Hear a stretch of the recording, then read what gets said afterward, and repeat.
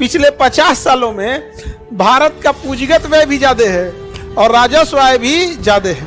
इसके ज्यादा रहने से दिक्कत नहीं है, कितनों ज्यादा कर लीजिए। जो अक्सर आप सुनते होंगे न्यूज में, चौक चौराहों पे बात करते हुए कि देश में बदलाव होना चाहिए, ये केवल 20% लोग हैं। ये 20% वाले वोटों देने नहीं जाते हैं।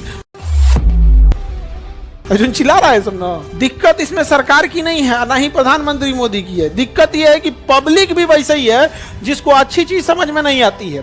पब्लिक का भी सोच छोटा लड़का की तरह, हमारा रसगुल्ला मिलना चाहिए, स्कूल का बैग मिल। भारत का पूंजीगत व्यय भी ज्यादा है और राजस्व आय भी ज्यादा है। इसके ज्यादा रहने से दिक्कत नहीं है, कितनों ज्यादा कर लीजिए, इसे भी ज्यादा रखिए। तो पिछले 50-60 सालों में भारत का राजस्व आय भी कम है और पूंजीगत आय भी कम है। और राजस्व व्यय ज्यादा है, पूंजीगत व्यय ज्यादा, यानी पिछले 50 सालों में भारत को घाटा ही घाटा लगते जा रहा है। घाटा ही घाटा लगते जा रहा है। समझ में आ गया कि नहीं आ गया?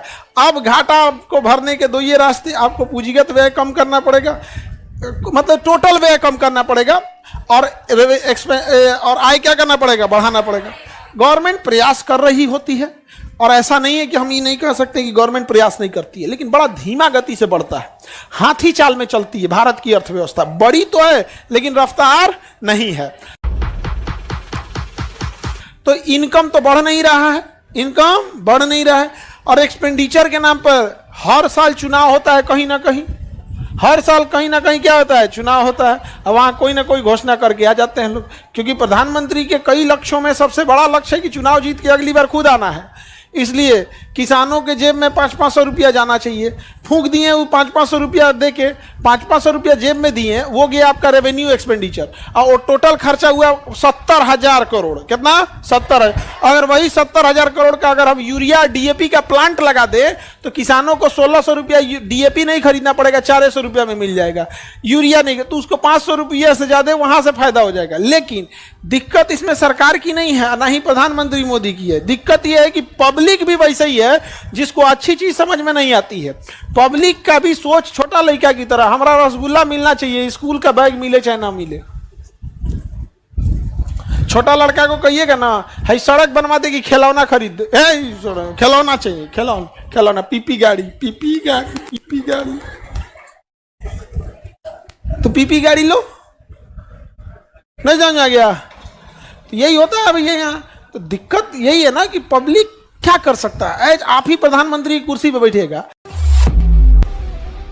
आप 70,000 करोड़ खर्चा कीजिएगा इंफ्रास्ट्रक्चर बिल्ड करने के लिए, नहर बनाइएगा, हर गांव में एक ट्यूबवेल सिस्टम रखिएगा कि हर गांव का अपना ट्यूबवेल सिस्टम हो। अगर गांव बड़ा है तो 2-2 ट्यूबवेल सिस्टम हो, कि दक्षिण ओर ये जाएगा, उत्तर ओर ये जाएगा, ये हिसाब से। तो वो पैसा वहां खर्च कीजिएगा, किसी को नहीं दिखेगा, लेकिन वही आप खर्चा करके हार जाइएगा।